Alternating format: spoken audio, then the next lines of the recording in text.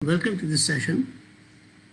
یہ سیشن جو ہے یہ PACE نے CRSS نے شروع کیا تھا. ہمیں 40 منٹ کی دیر ہو گئی. میں وقت دیکھ رہا ہوں. ہمیں 3 بجے شروع کرنا تھا لیکن ٹیکنیکل مسائل ایسے تھے کہ جس میں میں آن لائن نہیں آ سکا. میں آن لائن ہوں اور امید کرتا ہوں کہ ہم آج تھوڑے سے اس معاملے میں اس وقت کو مختصر کر کے وہ حاصل کر لیں گے جو ہم حاصل کرنا چاہتے ہیں. مجھے یہ بتایا گیا ہے کہ بہت سے طالب علم ہیں جو یہاں طلباء ہیں یہاں پہ جو اس وقت لائن پر ہیں اور ہماری گفتگو کا موضوع یہ ہے بنیادی طور پر کریٹیکل تھنکنگ کے بارے میں ہے. جو چیز کرنا چاہتے ہیں وہ یہ ہے کہ critical thinking and the role of teachers in many things, in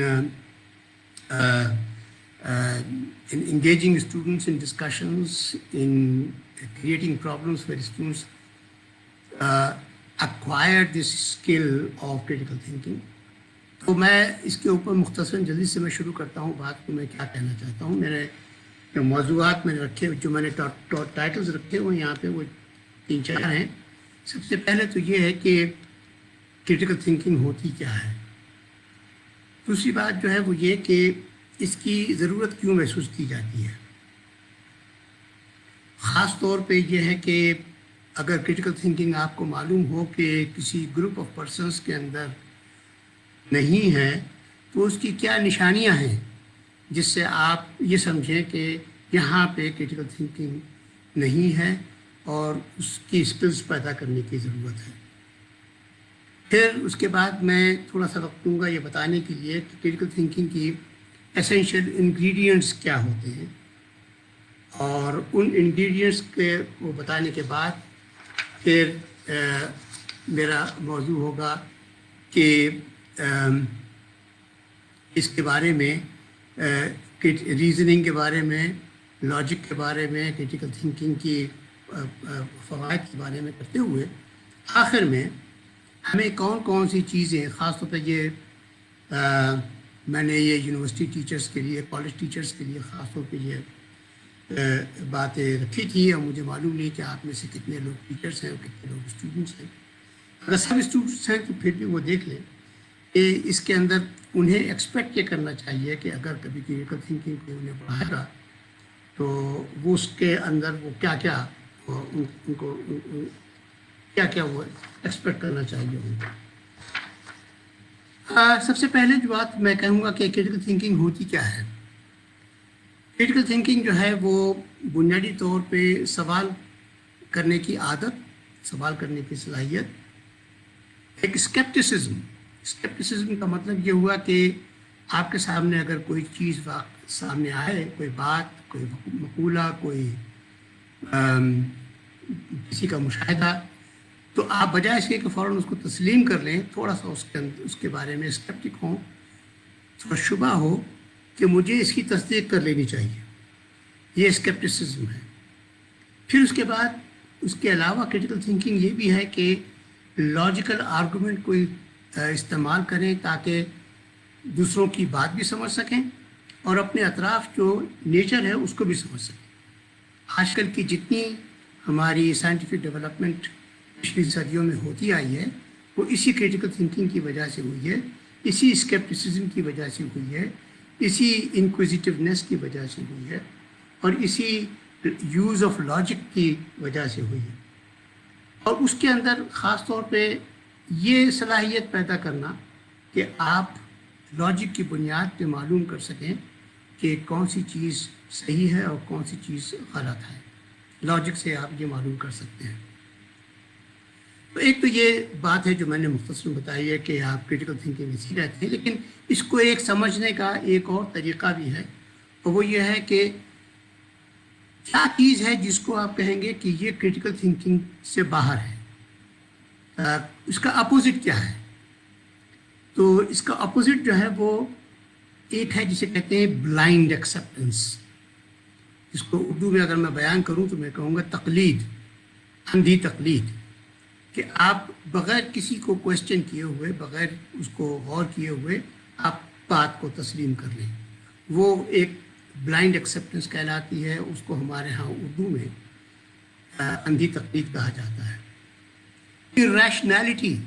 rationality اور ریزننگ، لیک آف ریزننگ ایک ہی چیز ہے.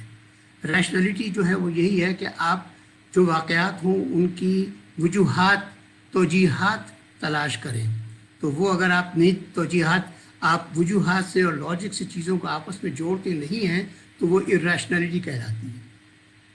پھر اس کے بعد ایک اور چیز ہے جو یہ، تو ارریشنلٹی کا اپوزٹ جو ہے وہ کریٹیکل تھنکنگ ہے. اور کریٹیکل تھنکنگ کی اپوزٹ ایک اور چیز جو ہے وہ یہ ہے کہ جس کے پاس کریٹیکل تھنکنگ نہیں ہوتی وہ دوسروں کو دیکھتا ہے کہ وہ ہمیں بتائیں گے کہ جوابات کیا ہیں کسی چیز کے، بجائے اس کے کہ وہ اپنی صلاحیتوں کو استعمال کر کے خود جواب تلاش کرے. وہ اتھارٹیز کی طرف نظر دوڑاتا ہے کہ وہ ہمیں بتائیں گے کہ یہ چیزیں کیا ہیں. اور اس کے ساتھ ساتھ ایک اہم بات جو ہے وہ یہ کہ وہ جب انہیں دیکھنا ہوتا ہے کہ کون سی چیز درست ہے کون سی چیز غلط ہے، تو وہ بھی کسی اتھارٹی کو تلاش کرتے ہیں کہ وہ ایک دفعہ ہمیں بتا دے کہ کون سی چیز صحیح ہے، تو پھر ہم اسی چیز کو اختیار کر لیں گے، اسی چیز کو صحیح سمجھیں گے. تو اتھارٹیز کو دیکھنا جو ہے وہ بھی کریٹیکل تھنکنگ کی مخالف چیز ہے. اور اس کے علاوہ ایک اور چیز ہے وہ یہ ہے کہ بہت سے لوگ جو جن کے اندر کریٹیکل تھنکنگ نہیں ہوتی، وہ ان ریئل چیزوں میں بہت جلدی بلیو کرنا شروع کر دیتے ہیں. کانسپریسی تھیریز میں بہت جلدی بلیو کرنا شروع کر دیتے ہیں. ایسے واقعات کے اندر جو مافوق العقل ہیں ان میں بلیو کرنا وہ شروع کر دیتے ہیں. تو یہ کریٹیکل تھنکنگ یہاں معلوم ہوتا ہے کہ یہاں کریٹیکل تھنکنگ نہیں ہے. میں اب آپ کو یہ بتانا چاہتا ہوں تھوڑی دیر کے لیے کہ ہمارے معاشرے میں کریٹیکل تھنکنگ کی ایبسنس کی کیا نشانیاں ہیں.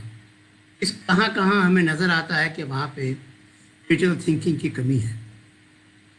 نمبر 1، سوال کرنے کی حوصلہ شکنی کرنا، سوال کرنے سے منع کرنا، سوال کرنے پہ جھلا جانا. ہمارے بہت سے استاد ایسے ہوتے ہیں کہ جب آپ ان سے کلاس روم میں سوال کرتے ہیں تو ان کا مفروضہ یہ ہوتا ہے کہ یہ تو میرا مذاق اڑانے کے لیے سوال کر رہا ہے. سوال کرنے پہ ڈانٹ دیتے ہیں اور اس کو چپ کرا دیتے ہیں. بہت سے ماں باپ یہی کرتے ہیں بچوں کے ساتھ کہ ان کو سوال نہیں کرنے دیتے اور ان کی انکوزیٹیونیس جو ہے اس کو کل کرتے ہیں. تو جہاں لوگ سوال نہ کریں وہاں پہ یوں سمجھ لیں کہ کریٹیکل تھنکنگ ایگزسٹ نہیں کرتی. یا یہ کہ سوال، ایک تو ہے سوال کرنا، دوسرے یہ ہے کہ کیا کہ سوال کرنے کی صلاحیت بھی نہ ہونا. ایسا بھی نہیں کہ آپ سوال کرنا چاہیں اور سوال کر نہ پائیں. آپ کے دل میں سوال اٹھتے ہوں لیکن آپ سوال کو فارمولیٹ نہ کر پاتے ہوں. اس کی ایک مثال جو ہے وہ یہ ہوتی ہے کہ جب ہمارے بہت سے باہر کہیں جلسے وغیرہ ہوتے ہیں، میٹنگز ہوتی ہیں، سیمینارز ہوتے ہیں، سمپوزیم ہوتے ہیں، وہاں پہ وہ کہتے ہیں آخر میں اچھا آپ سوال کریں. تو بیشتر لوگ جو ہیں سوال کرنے کی بجائے ایک لمبا چوڑا کمنٹ کر دیتے ہیں. کیوں؟ اس کی کیا وجہ ہے؟ اس کی وجہ یہ ہے کہ ان کے اندر سوال کرنے کی صلاحیت نہیں ہے. صلاحیت نہ ہونے کی وجہ سے وہ سوال نہیں کرتے اور پھر وہ اپنے طور پہ اسی موضوع کے اوپر اپنا ایک لمبا چوڑا کمنٹ جو ہے وہ دے دیتے ہیں. Not being able to formulate questions ایک نشانی ہے کہ آپ کے پاس کریٹیکل تھنکنگ نہیں ہے. پھر یہ کہ کوئی چیز کوئی بتائے اور آپ فوری طور پہ بغیر تعامل کے اس کو منظور کر لیں، ایکسیپٹ کر لیں، یہ بھی ایک خرابی ہے، یہ بھی ایک نشانی ہے کریٹیکل تھنکنگ نہ ہونے کی. یا جیسے میں نے پہلے کہا کہ صحیح اور غلط کو سمجھنے کے لیے کسی اتھارٹی کی تلاش کرنا کہ وہ ہمیں بتائے کہ صحیح کیا ہے غلط کیا ہے، وہ بھی ایک نشانی ہے اس کی کریٹیکل تھنکنگ نہ ہونے کی. پھر بعض اوقات یوں ہوتا ہے جو ہماری ایجوکیشنل سسٹم میں خاص طور پہ ہوتا ہے اور اس کا نشانہ ہمارے طالب علم بنتے ہیں، وہ یہ ہوتا ہے کہ جب استاد مضمون کے بارے میں بھی سوال کرتے ہیں تو وہ سوال جو ہے وہ ایسے نہیں کرتے کہ جس سے کہ اسٹوڈنٹ انالیسس کرنے پہ اسٹوڈنٹ کو انالیسس کرنی پڑ جائے. وہ سوال سیدھے سیدھے یہ کرتے ہیں کہ state and proof this theorem, state and proof, یا یہ کہ کوئی واقعہ دیا ہوا ہے، کتاب میں دیا ہوا ہے، آپ نے وہی پوچھ لیا کہ اچھا وہ بتا دو کہ وہ کیا واقعہ تھا. اب اس قسم کے سوال جو ہوتے ہیں جس میں ریپروڈکشن ہوتی ہے، وہ مجبور کرتی ہے اسٹوڈنٹس کو کہ وہ اپنے مضمون کو رٹیں. جبکہ دوسری طرف جو سوال ایسے ہوتے ہیں جس کے اندر آپ سے سوال کیے جاتے ہیں کہ جس میں آپ کو انالیسس کرنا پڑے، 2-3 چیزوں کو ملا کر ان سے آپ کو کوئی جواب نکالنا پڑے، وہ سوال کرنا نہ کرنا جو ہے وہ بتاتا ہے کہ کرٹیکل تھنکنگ نہیں ہے. تو ہمارے استادوں میں بھی، ہمارے پیپر سیٹرز میں بھی کرٹیکل تھنکنگ کی وہ صلاحیت نہیں ہے کہ وہ صحیح سوال اس قسم کے کر سکیں. وہ اپنے اسٹوڈنٹس کو بھی اس کے لیے ٹرین نہیں کرتے، اور اسٹوڈنٹس جب بن کے آگے جا کے ٹیچر بنتے ہیں تو پھر وہ اسی چیز کو دہراتے ہیں. لہٰذا ہمارا معاشرہ کرٹیکل تھنکنگ سے محروم رہتا ہے. اس کے بعد آپ آپس میں جب بحث مباحثہ کرتے ہیں تو آرگومنٹ کر سکنا. اب آرگومنٹ کر سکنے میں ہم نے جو دیکھا ہے، ہم جو آپس میں دیکھتے ہیں وہ یہ کہ ایک آدھ چھوٹے موٹے آرگومنٹ کرنے کے بعد پھر لہجہ بلند ہونے لگتا ہے، غصہ آنے لگتا ہے. آپ وہی آرگومنٹ بار بار دہراتے رہتے ہیں بجائے اس کے کہ صحیح طریقے سے جو آرگومنٹیشن کا طریقہ ہے اس کو صحیح استعمال کریں. وہ دہراتے بعد میں عاجز آ کر الجھ جاتے ہیں، یا تو ناراض ہو جاتے ہیں، یا گتم گتھا ہو جاتے ہیں، یا لڑائی شروع ہو جاتی ہے، یا چیخنا چلانا شروع کر دیتے ہیں. آرگومنٹ صحیح طریقے سے نہیں کر سکتے. آرگومنٹ صحیح نہ کر سکنا جو ہے وہ کرٹیکل تھنکنگ کی کبھی کئی ایک نشانی ہے. ایک اور جو ہے وہ یہ ہے کہ آپ کرٹیسزم سے لوگ بہت پریشان ہوتے ہیں. جہاں کسی نے کوئی کرٹیسائز کیا، بجائے اس کے کہ اس پہ خوش ہوں کہ چلو میرے کام پہ کسی نے کرٹیسائز کیا ہے، مجھے موقع ہے اس کو کرٹیکلی دیکھنے کا، آپ ناراض ہو جائیں اور خفا ہو جائیں، اس سے دوستی بند کر دیں. یہ بھی اس نشانی ہے کرٹیکل تھنکنگ نہ ہونے کی. پھر بہت سی جگہوں پہ بڑے نعرے لگتے ہیں، سلوگنز لگتے ہیں، اور آپ سلوگنز میں بہہ جاتے ہیں.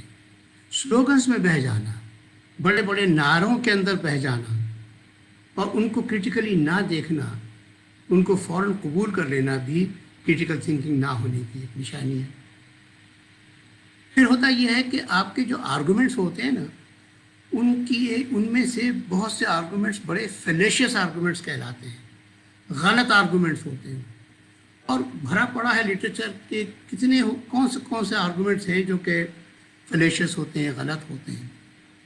اور آپ بحث کرنے جب لگتے ہیں تو آپ کو یہ احساس بھی نہیں ہوتا کہ آپ آرگومنٹ دیتے ہوئے فیلیشیس آرگومنٹ دینے لگے ہیں. جب آپ ایک دفعہ 2 افراد آپس میں بات کرتے ہوئے، گفتگو کرتے ہوئے آرگومنٹیشن کے دوران فیلیشیس آرگومنٹ دینے لگے تو اس کا مطلب یہ ہوا کہ کبھی کسی نتیجے پہ نہیں پہنچ پائیں گے.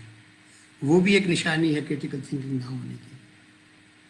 پھر اس کے بعد یہ ہوتا ہے کہ ایک اور چیز جو ہماری زندگیوں میں بہت زیادہ آتی ہے وہ یہ ہے کہ جب کوئی بہت فلاوری لینگویج کے اندر، جوشیلے انداز میں، خطابت کے اعلیٰ ترین انداز میں جب ہمیں کوئی چیز بتاتا ہے تو ہم اس کی زبان سے، اس کی خطابت کے انداز سے مروب ہو کر اس کی بات کو صحیح سمجھ لیتے ہیں. یہ بہت ہوتا ہے ہمارے معاشرے میں. اور یہ جب ہو تو اس کا مطلب یہ ہوا کہ جو شخص بھی اس طریقے سے کسی نعرے بازی کا شکار بن جائے تو سمجھ جائے کہ اس کے اندر کرٹیکل تھنکنگ نہیں ہے. ساتھ ساتھ ایک چیز میں اور بھی بتا دوں، میں اس کی مثالیں بھی بعد میں دوں گا. یہ جو زبان کا جادو ہے، یہ بڑے وہ ہوتے جو ہیں خطیب ہوتے ہیں وہ بھی استعمال کرتے ہیں، لیکن ان کے ساتھ ساتھ شاعر بھی بہت کرتے ہیں زبان کا استعمال. اور شاعری تو ہوتی ہی ہے زبان کا جادو. زبان کا استعمال اس انداز میں کرتے ہیں کہ ہمیں واہ واہ کرتے ہی بنتی ہے. لیکن اس زبان کے استعمال کے اندر اگر وہ غلط قسم کے خیالات کی ترویج کر رہے ہوں تو ان کے زبان کا استعمال وہ غلط خیالات صحیح ہمارے لیے بنا دیتا ہے. ہم ان کو سچ سمجھنے لگتے ہیں. یہ بھی نشانی ہے کرٹیکل تھنکنگ کی کہ جب آپ اس قسم کی زبانی لفاظی لوگوں کی سنیں اور ان کے جو خیالات ہیں ان کی سچائی اور غلطی کو سمجھ نہ پائیں تو اس کا مطلب یہ ہوا کہ آپ کرٹیکل تھنکنگ سے محروم ہیں۔ میرے پاس مثالیں ہیں کچھ، جو میں اگر وقت ملا تو میں وہ مثالیں آپ کے سامنے پیش کروں گا۔ آج ہم نے دیر سے شروع کیا، لہٰذا میں شاید وہ مثالیں آج پیش نہ کر سکوں، بعد میں کسی اور وقت میں موقع نکال کے پیش کروں گا۔ تو کرٹیکل تھنکنگ کی سب سے اہم چیز جو ہے وہ اسکیپٹسزم ہے۔ جب بھی کوئی چیز آپ کے سامنے آئے، آپ کہیں ٹھہرو، میں دیکھ تو لوں کہ یہ بات ٹھیک ہے کہ نہیں ہے، بجائے اس کے کہ میں فوراً اس کو قبول کر لوں۔ چیزوں کے بارے میں اسکیپٹک ہونا، تھوڑا شبہ کا اظہار کرنا کہ پتہ نہیں ٹھیک ہے کہ نہیں یہ بات، وہ بڑی اہم ہے اور زندگی کے لیے بہت اہم ہے وہ بات۔ اس کے علاوہ کرٹیکل تھنکنگ میں آپ کو لاجک کی اسکل آنی چاہیے۔ لاجک کوئی ہمارے لیے نئی چیز نہیں ہے۔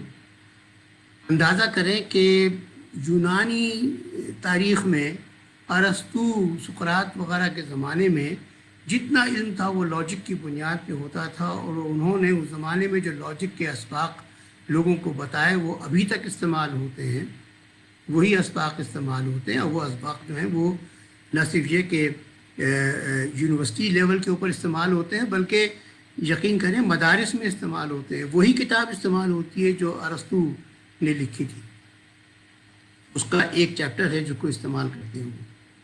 تو لاجک جو ہے وہ اتنی پرانی ہے، لیکن ہمارے معاشرے میں لاجک سکھائی نہیں جاتی۔ ہم سیکھ لیتے ہیں آہستہ آہستہ، کسی نہ کسی طرح، فارملی ہم نہیں سیکھتے، آہستہ آہستہ ہم سیکھتے ہیں۔ ہم اگر میتھمیٹکس کر رہے ہوتے ہیں تو میتھمیٹکس تو ساری ہے ہی لاجیکل، اس میں یہ نہیں ہو سکتا کہ اگر 2 × 5 = 7 ہیں تو وہ یہ نہیں ہو سکتا کہ کبھی 8 ہو جائے، کبھی 9 ہو جائے، کبھی 1 ہو جائے، وہ ہمیشہ وہی ہوتا ہے۔ یہ تو میں نے ارتھمیٹک کی بات کی، لیکن میتھمیٹکس کے جتنے اصول بنتے ہیں پھر وہ اس دنیا کی اس کونے سے اس کونے، کیا اس کائنات کے واسطے وہ مکمل طور پہ صادق ہیں، تو ہم وہ سیکھتے ہیں وہاں پہ۔ لیکن پھر بھی ہم فارمل لاجک میں یہ جاننے کے لیے کہ لاجک میں 2 پریمیسز ہوتی ہیں اور ایک سے دوسرے کو جوڑنا جو ہے وہ لاجیکل طریقے سے ہوتا ہے، اور ان کی بنیاد کے اوپر آپ کوئی نتیجہ نکالتے ہیں۔ 2 پریمیسز لے کر، دو بیان لے کر، جو 2 پہلے سے مصدقہ بیانات لے کر ان سے آپ تیسرا نتیجہ نکالتے ہیں، یہ لاجک ہوتی ہے۔ اسی سے علم سارا کا سارا بنتا ہے، جو آج کل بھی ہو رہا ہے وہ سارا کا سارا علم جو ہے وہ اسی سے وجود میں آ رہا ہے۔ پھر یہ کہ جب بھی آپ کسی چیز کو ایگزامن کریں تو اپنے تعصبات کو ایک طرف رکھ کے کریں۔ اگر آپ کے تعصبات آپ کے ساتھ شامل رہے تو آپ اس کو صحیح طرح انالائز نہیں کر سکیں گے۔ اس کے تمام پہلوؤں پہ غور کرتے ہوئے اس کو دیکھیں، اس میں سے امپورٹنٹ اور ان امپورٹنٹ کو الگ الگ کر کے دیکھیں، امپورٹنٹ پہ زیادہ غور کریں، ان امپورٹنٹ کو کچھ دیر کے لیے چھوڑ دیں۔ یہ سب چیزیں جو ہیں وہ اس کے انگریڈینٹس ہیں۔ انکنسسٹنسیز دیکھنا، آپ کے پاس کوئی اسٹیٹمنٹ آ رہا ہو تو آپ دیکھیں کہ بھائی یہ کنسسٹنٹ، آپس میں کنسسٹنٹ یہ ہیں کہ نہیں ہیں، لیکن اگر ان میں تضاد ہے تو فوری طور پہ جا کے واپس ان کو دیکھیں کہ یہ تضاد کیوں ہے، ہونا نہیں چاہیے، ضرور لاجک میں کوئی خرابی رہ گئی ہے، آرگومنٹ میں کوئی خرابی رہ گئی ہے۔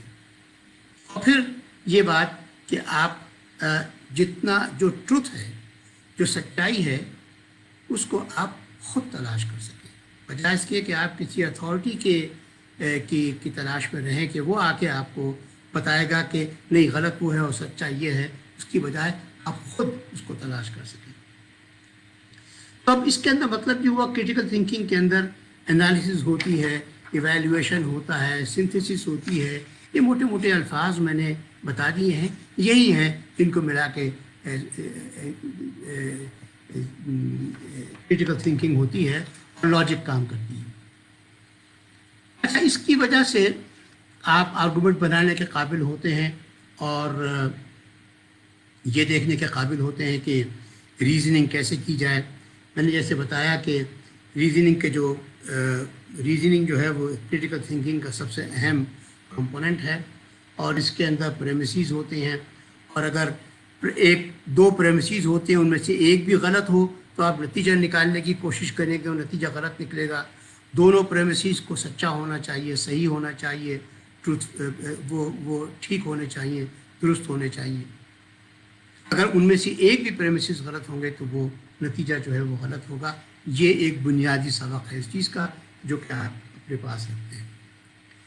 پھر اس کے بعد یہ ہے کہ لاجیکل ہونے کا مطلب یہ ہوا کہ آپ ڈائلاگ سے گھبراتے نہیں ہیں، آپ ڈائلاگ کرنے کو تیار ہوتے ہیں، متضاد ویو سے بیٹھ کر ڈائلاگ کرنے کو تیار ہوتے ہیں، کھلے ذہن کے ساتھ تیار ہوتے ہیں کہ یہ فلاں شخص کا جو ویو پوائنٹ ہے مجھ سے مختلف ہے، میرے متضاد ہے، مجھ سے متضاد ہے، میں یہ پوائنٹ رکھتا ہوں، یہ ویو پوائنٹ رکھتا ہوں، وہ ویو پوائنٹ رکھتا ہے۔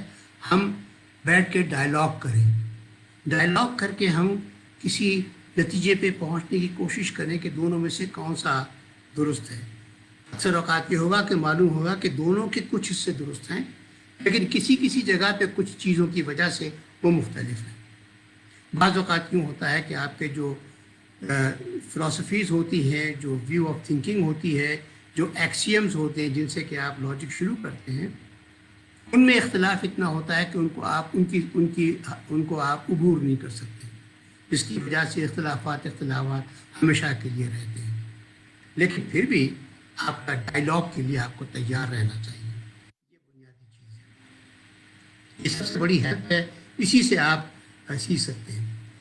آپ کو اگر آپ کبھی، آپ میں سے بیشتر اسٹوڈنٹس ہیں، اگر ٹیچرز بھی ہیں تو شاید براہ راست میں ان سے بات کر سکتا ہوں، لیکن جب کبھی آپ کو موقع ملے اور ٹیچر بنے تو آپ کریٹیکل تھنکنگ کلاس رومس میں استعمال کرنے کے لیے کیا کریں گے؟ نمبر ایک، آپ سوالات کرنے کی حوصلہ افزائی کریں گے۔ سوالات کرنا جو ہے وہ ایک ایسی چیز ہے جس کا برا ماننا غلط ہے، بالکل غلط ہے، علمی لحاظ سے غلط ہے۔ پھر آپ اپنے اسٹوڈنٹس کو یا اپنے چھوٹوں کو تیار کریں گے، ان کو سمجھائیں گے کہ سوال اگر کرنے ہیں تو سوال کرنے کا طریقہ کیا ہے۔ کوئی ذہن میں خیال آیا ہے تو سوال فارمولیٹ کیسے ہوگا، یہ سوال کی فارمولیشن جو ہے وہ بہت اہم ہے، اس کے بغیر لوگ سوال نہیں کرتے، چپ چاپ رہتے ہیں، سوال نہیں کرتے۔ پھر آرگومنٹیشن، ریزننگ کو انکریج کریں گے اور ریزننگ سکھائیں گے، اور اس کے بعد ڈسکشنز کے جو طور طریقے ہیں جس کے اندر آپ مہذب طریقے سے تمام ڈسکشنز کر سکتے ہیں، آرگومنٹ کر سکتے ہیں، وہ بھی آپ دکھائیں گے، وہ آپ سمجھائیں گے۔ تو یہ جو پراپر ٹریننگ ہے یہ آپ اپنی بھی کر سکتے ہیں، آپ جب استاد ہوں تو اپنے شاگردوں کی بھی کر سکتے ہیں، اور اپنے گھر میں اپنے چھوٹوں کی بھی، چھوٹے بہن بھائیوں کی بھی کر سکتے ہیں۔ یہ ہے کہ جب کبھی آرگومنٹ ہو رہے ہوں کبھی ٹیمپر لوز نہ کریں، یہ جانیں، یہ سمجھ لیں، ہمیشہ شروع اس سے کریں کہ مخالف کے آرگومنٹ کے اندر کچھ نہ کچھ سچائی ضرور ہوگی جس کی وجہ سے وہ آپ سے یہ آرگیو کر رہا ہے، وہ اپنا ویو پوائنٹ بتا رہا ہے۔ اس وجہ سے آپ اور ہو سکتا ہے کہ آپ کے آرگومنٹ میں کوئی خرابی ہو، لہذا ٹیمپر لوز نہ کریں، سمجھنے کی کوشش کریں۔ اور گفتگو کا سب سے اچھا طریقہ جو ہے وہ یہ کہ جب کبھی آپ دو مختلف لوگ آپس میں بیٹھے ہوئے موقف دہرا رہے ہوں تو اگر میں نے اپنا موقف بتایا ہے آپ کو تو آپ 1 منٹ کے اندر میرے موقف کو آپ نے کیا سمجھا ہے پہلے اس سے شروع کریں کہ میں نے تمہارے موقف کو یہ سمجھا ہے، تو مجھے تسلی ہو جائے گی کہ جو میں نے کہا تھا اسی کے بارے میں بات ہو رہی ہے، اور پھر آپ جو آرگومنٹ دیں گے مجھے معلوم ہے کہ پھر اسی سے متعلق ہوگا، اور جب آپ بات کریں گے تو میں ایک پہلا جملہ جو ہے وہ یہ کہوں کہ آپ کے آرگومنٹ آپ نے کیا کہا ہے، آپ فلاں فلاں فلاں فلاں چیز کہہ رہے ہیں، آپ کو تسلی ہو جائے گی کہ ہاں میں نے صحیح سنا ہے، صحیح سمجھا ہے۔ اگر نہیں سمجھا تو آپ ٹوک کے کہیں گے نہیں آپ غلط سمجھ رہے ہیں، میں نے یہ کہا تھا، اور اس کے بعد پھر ہماری گفتگو آگے بڑھتی چلی جائے گی۔ یہ جو گفتگو بڑھانے کا انداز ہے یہ بہت اہم ہے، یہ مہذب ہونے کے لیے بھی ضروری ہے، یہ تعلیم یافتہ ہونے کے لیے بھی ضروری ہے، یہ انسانی سوچ سمجھ کو آگے بڑھانے کے لیے بھی بہت ضروری ہے۔ ہمارا جتنا علم کریٹ ہوتا ہے وہ اسی بنیاد پہ ہوتا ہے۔ آج کل آپ نے دیکھا ہے کہ سائنس بہت تیزی کے ساتھ ترقی کرتی ہے۔ جب سائنٹسٹ کو آپ اپنے آپس میں گفتگو کرتے ہوئے سنیے تو وہ مختلف مفروضات رکھتے ہیں، لیکن جب بیٹھ کر وہ بات کر رہے ہوتے ہیں تو پھر وہ ایک دوسرے کی بات کو بہت تحمل سے سنتے ہیں، اپنی بات دہراتے ہیں اور جاننے کی کوشش کرتے ہیں کہ تمہارے یا میرے مفروضے کے اندر کہاں خرابی ہے، آرگومنٹ میں کہاں خرابی ہے۔ میرے میں خرابی ہے تو میں فوراً کہوں گا اچھا ہاں مجھے ٹھیک کرنا چاہیے، آپ کے اس میں خرابی ہے تو آپ کہیں گے اچھا میں اس کو ٹھیک کر لیتا ہوں۔ یہ وہ طریقہ ہے جس سے کہ علم آگے بڑھتا ہے۔ جتنی آج کل تیزی کے ساتھ سائنس ترقی کر رہی ہے وہ صرف اسی بنیاد کے اوپر کر رہی ہے کہ جہاں پہ لوگ اپنے اندر ڈسکشن کی صلاحیت رکھتے ہیں اور اس کو آگے بڑھاتے ہیں۔ یہ ہے جناب میرے پاس جو کچھ میں کہنا چاہ رہا تھا اس وقت۔ میں نے ایک وعدہ آپ سے کیا تھا کہ ہمارے ہاں اکثر اوقات یوں ہوتا ہے کہ ہم شاعری سے بہت محظوظ ہو جاتے ہیں، بہت لطف دو شاعری ہوتی ہے، الفاظ کا کیا جوڑ توڑ ہوتا ہے، اور ہمارے ذہنوں پہ اثر یہ ہو جاتا ہے کہ ہم اس کو قبول کرنے کو تیار ہو جاتے ہیں۔ اچھا ہمارے شاعر جو ہیں وہ بعض اتنے بڑے بڑے قداور شخصیتیں ہیں کہ ہم ان کے مقابلے میں کچھ بھی نہیں ہیں، تو ہم سمجھتے یہ ہیں کہ شاید ہمیں ان پہ تنقید کا حق نہیں ہے، مگر نہیں، اگر ہماری سمجھ میں وہ بات نہیں آتی تو ہمیں ان پہ تنقید کا برابر حق ہے۔ تو میں اب یہ کچھ میں یہاں سے میں جو میرے ذہن میں آئے میں وہ پڑھ کے سناؤں۔ ایک شعر علامہ اقبال کا ہے، گو فکر خدا داد سے روشن ہے زمانہ، گو فکر خدا داد سے روشن ہے زمانہ، آزادی افکار ہے ابلیس کی ایجاد۔ گویا انہوں نے آزادی افکار کو کہہ دیا کہ یہ بہت بری چیز ہے۔ لوگ اس کو بہت کوٹ کرتے ہیں اس شعر کو۔ اس شعر کے اندر انہوں نے غلط ملا دیا تھا، یہی ہمارے جو آرگنائزر ہیں وہ فون کر رہے تھے، میں سمجھا کہ وہ مجھے کہنے والے ہیں کہ یہ وقت ختم ہو گیا، لیکن وہ غلط نمبر مل گیا۔ اچھا تو یہ شعر جو ہے اس میں آزادی افکار ہے ابلیس کی ایجاد، افکار کی آزادی نہ ہو تو انسانی ذہن ترقی ہی نہ کر سکے۔ مسئلہ یہ ہے، آزادی افکار نہ ہو تو انسانی ذہن ترقی نہ کر سکے۔ ہمارا انسانی ذہن جو ترقی کرتے ہوئے صدیوں کی کہاں سے کہاں پہنچا ہے وہ اس آزادی افکار کی وجہ سے ہے۔ اس کو کہنا کہ یہ ابلیس کی ایجاد ہے ایک بہت خراب چیز ہے جس سے دور رہو، کہ میرے خیال میں علامہ اقبال نے یہ کہہ کے ہم لوگوں پہ بہت ظلم کیا۔ ایک صاحب تھے اکبر الہ آبادی صاحب، ان کا ایک شعر مجھے یاد آیا، بے پردہ کل جو چند نظر آئیں بیویاں، اکبر زمین میں غیرت قومی سے گڑ گیا۔ بے پردہ کل جو چند نظر آئیں بیویاں، اکبر زمین میں غیرت قومی سے گڑ گیا، پوچھا کہ آپ کا پردہ وہ کیا ہوا، کہنے لگیں کہ عقل پہ مردوں کے پڑ گیا۔ بڑا لوگ اس کو واہ واہ کرتے ہیں، کہتے ہیں کیا بات ہے، مگر ذرا غور کریں، میں اس کی تفسیر میں میں خود نہیں جاتا، آپ خود جائیے، آپ خود دیکھیے، آپ اس میں بحث کر کے دیکھیے کہ اس کے اندر کہاں کہاں کیا کیا باتیں غلط ہیں۔ گویا کہ اگر عورت پردہ نہیں کرتی تو مردوں کی عقل کے اوپر پردہ پڑا ہوا ہے، مرد جو ہے وہی عورت کا نگہبان ہے، وہی سب کچھ کرے گا، اور اگر بے پردہ عورتیں نظر آئیں تو غیرت قومی للکارتی ہے۔ یہ ان کا تصور تھا، یار 100 سال پہلے کے وہ فرق تھے، تو ایسے خیالات کے ہونے میں ان کا کوئی حیرت کی بات نہیں۔ ایک آدھ میں بات کر کے پھر میں ختم کرتا ہوں، پھر میں آپ کے سوالات لوں گا، کیونکہ میرا خیال ہے کہ اس وقت کافی دیر سے ہم نے شروع کیا، وقت ختم ہو رہا ہے۔ یہ ہے کہ یہ علامہ اقبال کا شعر ہے، نئے پردہ نہ تعلیم نئی ہو کہ پرانی، نسوانیت زن کا نگہباں ہے فقط مرد۔ نئے پردہ نہ تعلیم نئی ہو کہ پرانی، نسوانیت زن کا نگہباں ہے فقط مرد۔ جس قوم نے اس زندہ حقیقت کو نہ پایا، اس قوم کا خورشید بہت جلد ہوا زرد۔ لوگ اس شعر کو کہتے ہیں کیا چناؤ ہے الفاظ کا، کیا شاندار شاعری ہے، مگر اس کے خیالات کو دیکھیے ذرا۔ پہلی بات تو یہ ہے کہ آپ کہتے ہیں کہ نسوانیت زن کا نگہباں ہے فقط مرد، مرد کے سوا عورت خود اپنی نسوانیت کی نگہباں نہیں ہے، صرف مرد ہے۔ اور ہمارے معاشرے میں مرد جو حالت کرتا ہے نسوانیت زن کی، اس کو دیکھتے ہوئے کیا اس کو سچائی سمجھنا چاہیے؟ اور وہ کہتے ہیں کہ تعلیم تک صحیح نہیں ہے، ٹھیک نہیں ہے کہ جو عورت کو کی نگہباں ہو سکے۔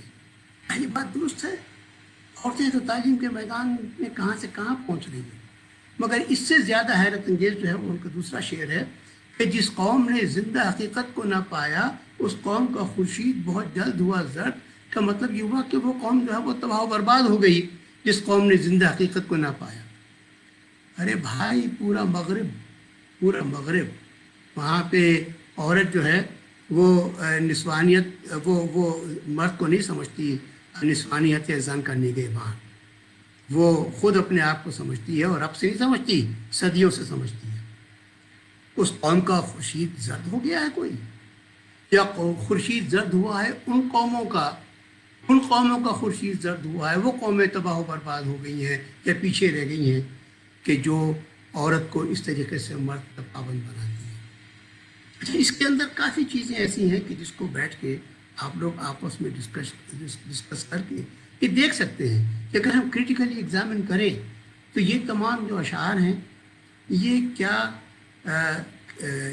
صحیح ہیں، صحیح پیغامات دے رہے ہیں؟ یہ میرا خیال یہ ہے کہ آپ اس نتیجے پہ پہنچیں گے کہ شاعری بہت اچھی ہے، چناؤ الفاظ کا بڑا اچھا ہے، لیکن پیغامات ان کے صحیح نہیں ہیں، عقل کے لحاظ سے بالکل غلط ہیں پیغامات۔ میں نے یہ اس بات پہ میں روکتا ہوں، ورنہ میرے پاس اشعار تو کافی رکھے ہوئے جو میں سنا کر آپ کو دعوت دے سکتا ہوں کہ ان کی کریٹیکل انالیسس کریں، لیکن فی الحال میں یہاں پہ روکتے ہوئے چاہوں گا کہ جو کچھ میں نے عرض کیا اس کے بارے میں آپ لوگ اپنے خیالات کا اظہار کیجیے۔ میں اب آپ کے لیے خاموش ہو جاتا ہوں۔ شکریہ۔